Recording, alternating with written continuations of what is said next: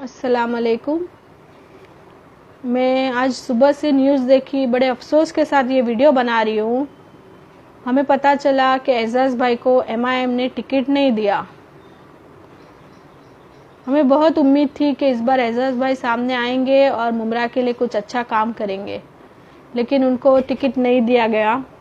तो मैं एमआईएम के लीडर असदुद्दीन ओवैसी से पूछना चाहती हूँ कि आप कौम के रहबर बोल रहे, तो आपने ऐसे लोगों को मौका क्यों नहीं देते जो हमारी कौम के लिए बिना डरे, बिना पावर के इतनी आवाज़ उठा सकते। तो अगर उनको पावर दिया जाता, अगर उनको मौका दिया जाता, तो वो बहुत कुछ कर सकते थे। तो आप सही के कौम के रहबर थे, तो आपने इनको मौका क्यों नहीं दिए। आप पार्लियामेंट में जब ट्रिपल तलाक हो या कोई भी हमारे कौम के मसले हो, उसके ऊपर आप बोलते हैं स्पीच में कि मैं बहुत अकेलापन महसूस करता हूँ। तो ये भाई हमारे सामने आए थे, तो आप उनका साथ लेके, उनके साथ में खड़े रह के पार्लियामेंट में अपने कौम के लिए कुछ आवाज़ उठाते थे, तो आपको बहुत मदद मिल जाती थी। तो आप ऐसे जो रियल में रहते हैं, हिम्मत वाले, वैसे लोगों को क्यों मौका नहीं देते हैं। जैसा हैदराबाद की एक बहन आपकी खड़ी हुई थी एमईपी पार्टी की, महिला एम्पावरमेंट पार्टी, वैसे लोगों को भी आपने सपोर्ट नहीं किया। कहीं किसी को दबा देते या कहीं किसी को मौका नहीं देते। जैसे यास्मीन मुंशी अरोरा आए थे, वैसे हमारे कौम के कई भाई बहन हैं, बिना डरे, बिना कुछ खौफ खाए हिम्मत से सामने आते हैं। तो वैसे लोगों को आप मौका नहीं देते हैं और फिर स्पीचों में ऐसा इमोशनली बात कर देते हैं कि मैं बहुत अकेला महसूस करता हूँ, ये है वो है। हमारे कौम के लोग आगे आए, जब आगे आते हैं तो मौका नहीं देते। तो किस बात की आप बात करते हैं। कई बहनें हमारी सामने आती है, सच का साथ देती, हक का आवाज उठाती है, वैसे लोगों को आप दबा देते, मौका नहीं देते। जैसे अपना एजाज भाई के लिए लाखों लोग फॉलोवर्स है, उनके पूरे हिंदुस्तान उनको मानता है, पूरे हिंदुस्तान उनको चाहता है। ग्राउंड लेवल पे वो काम करते हैं, बिना पावर का इतना कर सकते हैं, तो पावर में आके क्या नहीं कर सकते थे वो। तो मैं ये पूछना चाहती हूँ कि आप लोग जो कौम का नाम लेते हैं और कौम के रहबर बनने के बाद कौम के जो रहबर बनने वाले अगर सही के रहते, तो ऐसे लोगों को आप मौका देते।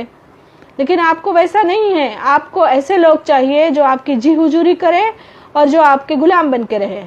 सच का साथ देने वाले आपको नहीं चाहिए, क्योंकि आप खुद ही सच का साथ देंगे तो आपके जो भी कुछ गलतियां रहेगी वो सामने आ जाएगी। इसीलिए शायद आप डरते होंगे। क्यों नहीं देते आप सच्चे लोगों को, हक के आवाज उठाने वाले लोगों को आप मौका क्यों नहीं देते। किस बात का खौफ है आपको, या फिर आपको कोई घमंड है या पावर है। ये पावर जो है वो हम जैसे वोटर्सों से आपको मिलता है, तो आप पावर का गलत इस्तेमाल करते और अच्छे लोगों को मौका नहीं देते, तो फिर क्या समझे हम। इस बार के इलेक्शन में आपको समझ में आएगा कि आपने कितना बड़ा लॉस किए, क्योंकि पूरे हिंदुस्तान देश में जो भी है लोग एजाज भाई को पसंद करते हैं और एजाज भाई की हिम्मत को मानते हैं। वैसे हिम्मत वाले भाई को आपने मौका नहीं देके साबित कर दिया है कि आपको वैसे लीडरों की जरूरत नहीं है। आपको सिर्फ डर के रहे और आपके सामने झुक के रहे वैसे लोगों की जरूरत है। सच का साथ देने वाली, हक का साथ देने वालों की जरूरत नहीं है। अगर ऐसा होता तो आप हमारी कई बहनों को और हमारी ऐसे भाइयों को लेके, हमारे मुसलमानों के लिए कोई अच्छे काम करने वालों को साथ में लेके चलते। लेकिन नहीं, आप तो सिर्फ आपके ही पावर रहे और आपके नीचे सब दबके रहे, वैसे लोगों की आपको जरूरत है। सिर्फ स्पीच देने से इमोशनली नहीं चलता है। आप कौम के लिए बात करते रहबरी की और स्पीच दे देते हिंदू मुसलमानों की लड़ाई कराने जैसी, जैसे देवी देवताओं के ऊपर कुछ गलत बोल देते आप तो स्पीच दे देते स्टेजों पे सिक्योरिटी के साथ, उसका इफेक्ट गलत हो जाता है मुसलमानों के ऊपर। हम हिंदू मुसलमान एक है, हम मिलके रहते हैं इस देश में, और हमारे इस्लाम ने भी इजाजत नहीं दिया है कि किसी के कौम के बारे में गलत बोलो, किसी के देवी देवताओं को गलत बोला जाए। आप कौम के रहबर होते हैं तो मुसलमानों की हिफाजत करना आपका फर्ज रहता है, लेकिन आप तो हिंदू मुसलमानों को लड़ा देते हैं। किस बात के आप कौम के रहबर हो।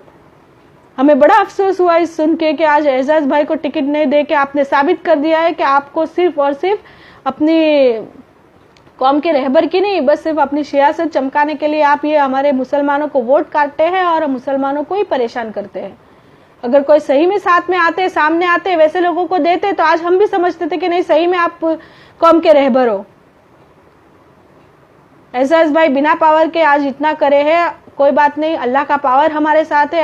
हम सब आपके साथ है। आप आगे बढ़ते रहिए और ऐसी हक की आवाज उठाते रहिए।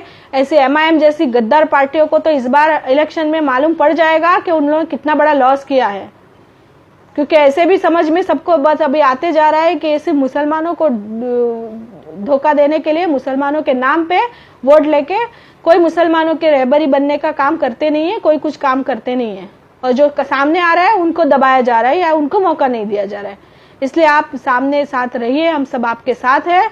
और उन्होंने बहुत बड़ा लॉस किया है जैसे आपको न चुनते हुए, क्योंकि आप जो अगर सामने आ जाते तो बहुत फायदा होता था कौम का। लेकिन कोई बात नहीं, अल्लाह का साथ है, अल्लाह का पावर है आपके साथ, आप हम सब आपके साथ है। आप आगे बढ़े और हक के लिए इसी तरह आवाज उठाते रहिए, और इनको इनका पावर का घमंड जो है वो इसी इलेक्शन में महाराष्ट्र से मिल जाएगा इंशाल्लाह। मैं सारे वोटर्स से यही गुजारिश करता हूं कि अपनी जो भी कोई भी चुनो तो देख समझ के चुनिए। सिर्फ कौम के नाम पे कौम के वोट लेने वाले ऐसे गद्दार पार्टियों को देख समझ के वोट कीजिए। इस बार इलेक्शन में MIM पार्टी तो जरूर जाएगी इंशाल्लाह। अस्सलाम वालेकुम व रहमतुल्लाह।